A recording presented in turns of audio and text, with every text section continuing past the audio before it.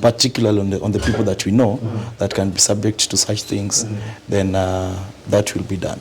But I would not really wish to air out our strategy about his protection or anything. Just get up, because so many things come about. And people tend to take advantage of foreigners, whereby you find that because they're not conversant with our laws. Love that you show me, yes, that I cannot take it for granted. Love that you show me, I cannot deny. That's all I wanted to know actually about the new lawyer. Unless you have anything maybe you wanted to tell us. Actually, as I explained to you, Mr. Ogendo, Yes. my issues are regarding my property, the documents. The documents have been actually pursuing my lawyers, my former lawyers, to get me my documents so that I can proceed with the rectifying whatever has gone wrong. And as I had mentioned earlier about my lawyer dilly-dallying with my documents and giving them to the wrong person, Julie still has my documents up to now. So with the proceedings and the things that I need us to work on, really getting back those documents. That is number one. Number two, I had mentioned to you, but just because of Samaritan here, Yes. I don't want to repeat again. I have thought, I've duly thought, and in my process, I've decided I need to present Julie with divorce papers. You had talked about this. Yes, I had talked about this with Mr. Ogendo, but because you're here and I've decided to introduce Mr. Ogendo to you, I also want to touch on that fact that I want Julie summoned. Okay. Yes, as I proceed with getting my documents. Yes, Mr. Ogendo. Yes. Let me cut you, Frank.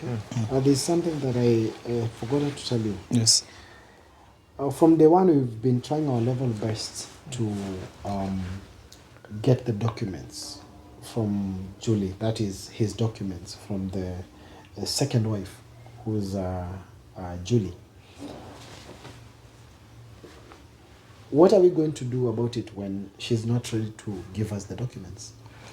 One point that maybe I need to bring out clearly is that Frank had highlighted that the documents are both in his name and Julie's name. Yeah.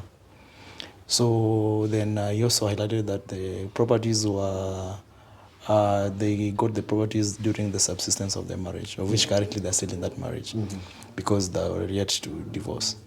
So to some extent, Julie has got rights to own, to carry those property, or rather to be in possession of those titles or any other transfer document that she feels that Julie has.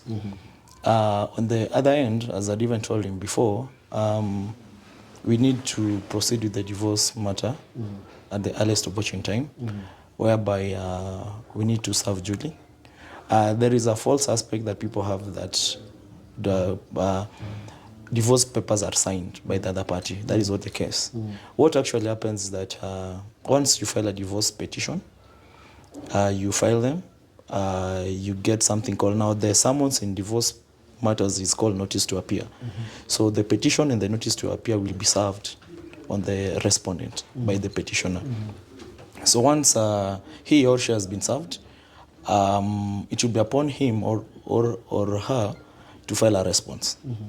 So they might choose to file a response, which is called an answer to petition, or fail to do that. If they don't file that, after approximately, should be 30 to 45 days, if the response is not given, then there's an application that is done to certify the matter ready for hearing. So that application will be done on the context that the petition has not been defended. It's undefended. So once then we'll go for something called pre-trial. Pre-trial, it's where the magistrate or the judge will say that you people, what have you done? Did you really serve? Number one, they will check on the service. That did you really serve that individual? If the individual was served physically, that is okay. Then for you to support your service, you need to do something called affidavit of service. So once that is done, if all the service parameters have been checked and they're okay, then a hearing date will be given. So when this hearing date has been given, you'll be directed by the court to serve the other party the hearing notice, telling that party that on such a date, this divorce matter will be heard, here and here. Then you'll be given the time and the place whereby it will be heard. So on that hearing day, regardless if the respondent comes or not comes, the petitioner comes and will present the case, then the matter will proceed as it is. So necessarily, even if Julie might not enter appearance or rather might not come into this suit to defend herself, it will, the divorce petition bit will proceed. Typically, there's even an ongoing case whereby I have a client, no names. The client wants to divorce the partner, but the partner has been chest thumping that he wants to frustrate her. He is basically trying to forget that, you cannot have a marriage when another party does not want that marriage. So that means that Julie cannot force herself Yes. to Frank. Yes, she cannot. Because typically, I was also made to understand that their marriage was a civil marriage. They have a marriage certificate. So with all that, one party cannot force a marriage. And of the grounds that have been leveled against Julie, these are bona fide grounds that can give someone a divorce. As you say, when I had she was sanitized, some things came up and all that. So those are some of the grounds that can be leveled against her in order for us to get the divorce. So let me ask you something, Mr. Ogendo. Yes. With due respect. Does it mean that when we sanitized Julie and found out that she has been cheating with Lusaka, is enough evidence to show that she has been cheating and they can divorce? It is a ground as per the Marriage Act for dissolution of any marriage. Yeah, adultery, that's a ground. If at all there is evidence. Yes, like you say, you have got evidence, which I will not try to disclose what other evidence I have. We sanitized. Yeah, that is your bit of sanitization, but the evidence that have been given by him, I will not try to disclose very that. compelling. Yeah. So, but adultery is one of the grounds. Yeah, typically that is one. In fact, you realize that even in customary marriages, adultery comes as the first ground for dissolution of any marriage. So, because I believe nobody would really want to be cheated on. That's true. So that is a ground, and it's Adultery? a factor. Yeah, there's adultery. There is the aspect of these violences, the one that people fight, and all that. There is a desertion, whereby, and typically desertion comes about when you find that you've been married, like I believe you are married, you've neglected your wife for maybe like a number of years, the wife feels she's deserted and all that. That is also a ground for divorce. There are also ways that you find that when people always have issues in their marriages, so it really comes a point whereby you two come and say that this cannot work. So the marriage has broken down. Like you people cannot mend it. You've gone to the elders to try to sue your ways and all that, but that is not working out. So when it has broken down to the extent that you tell your partner, or rather your partner, if you have got a two bed, your other partner sleeps the other room, you sleep the other room, and you just feel that no, I can do my life without this one. That is also a ground for dissolution of marriages. But in this matter, it's adultery that made the Frank give up on Julie. Yes, and that's why he wants divorce. Yes. You need to file a divorce petition. Yeah. And I think I will also have to sue Lusaka, the lawyer Lusaka. The bit for lawyer Lusaka, we have got a disciplinary committee that you can be referred to, or you can raise your complaint against him at the LSK. I thought you did that. We did that, yes. Yeah.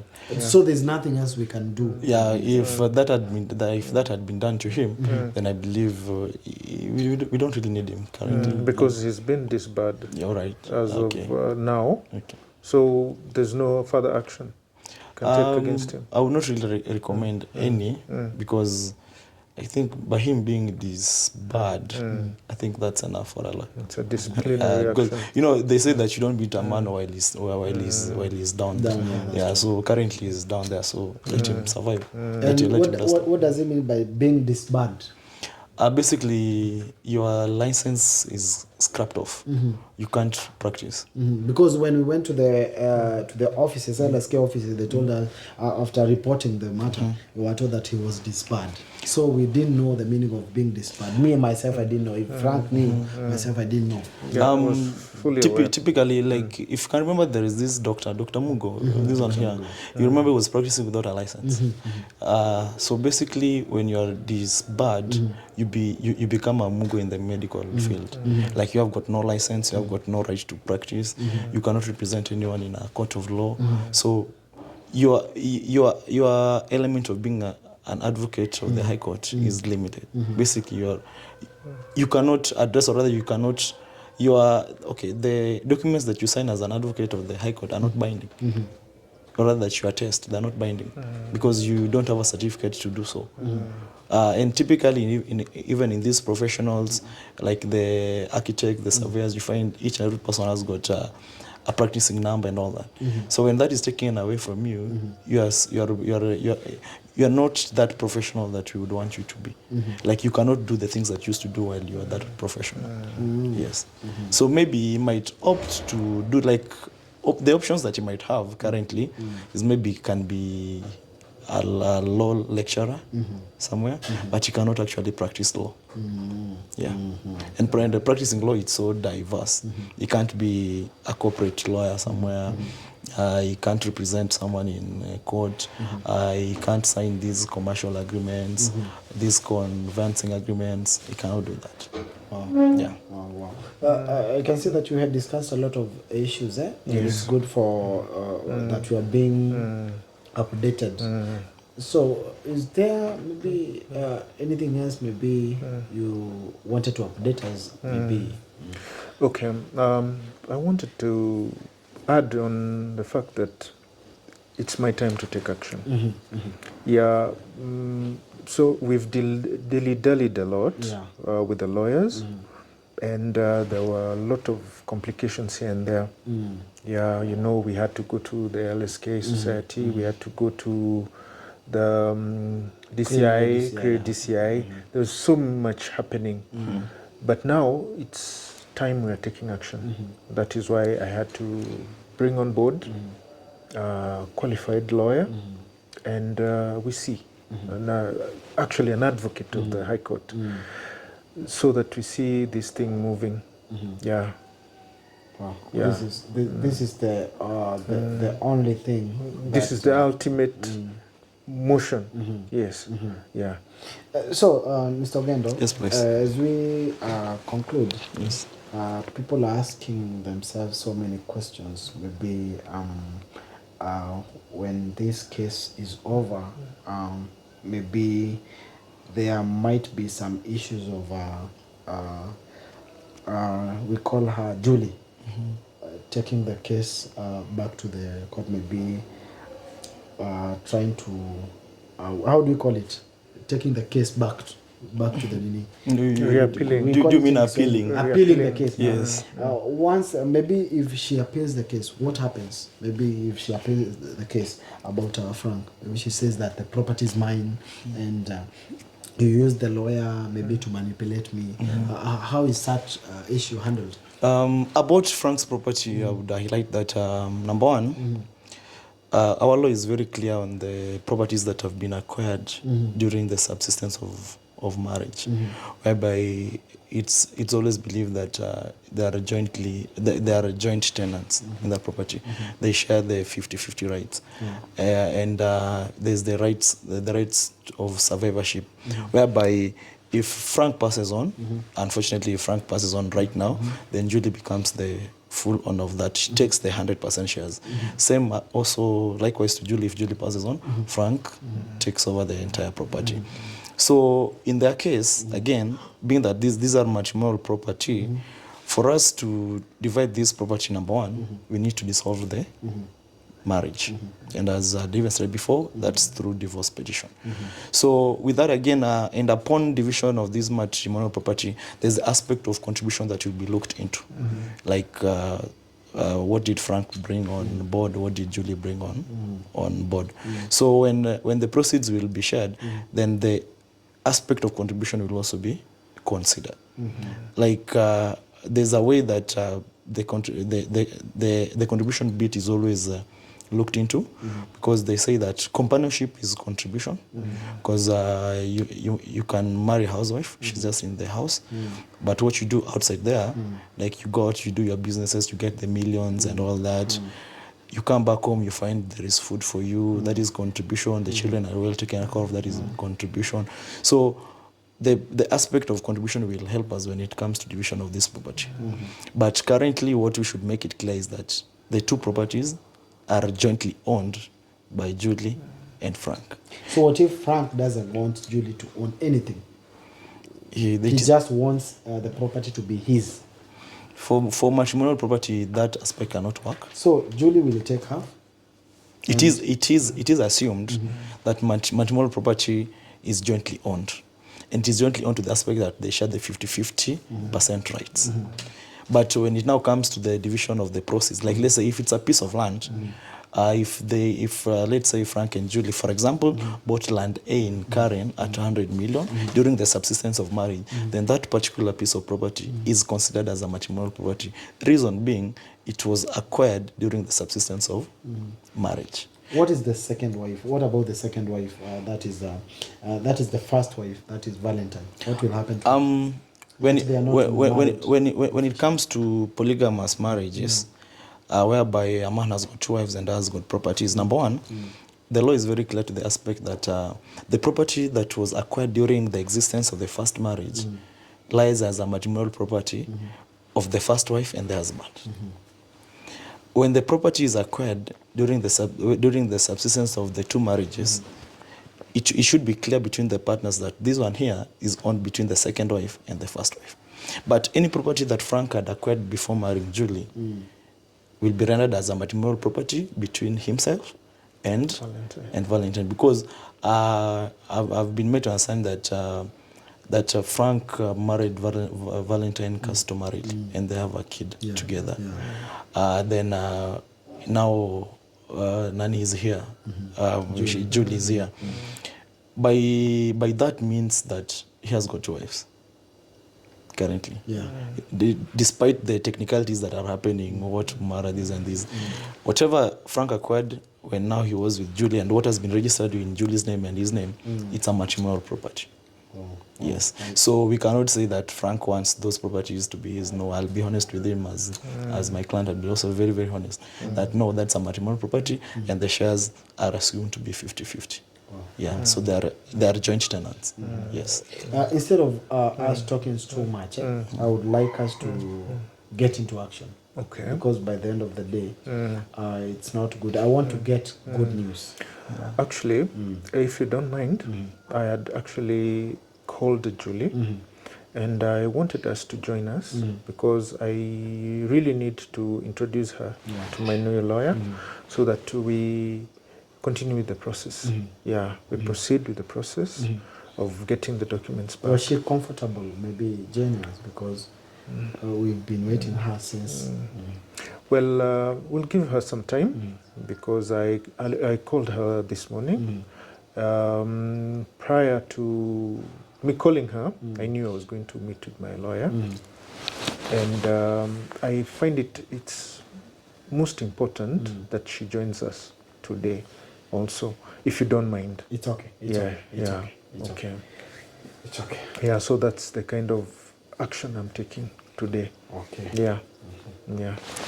Love that you show me, yes, that I cannot take it for granted.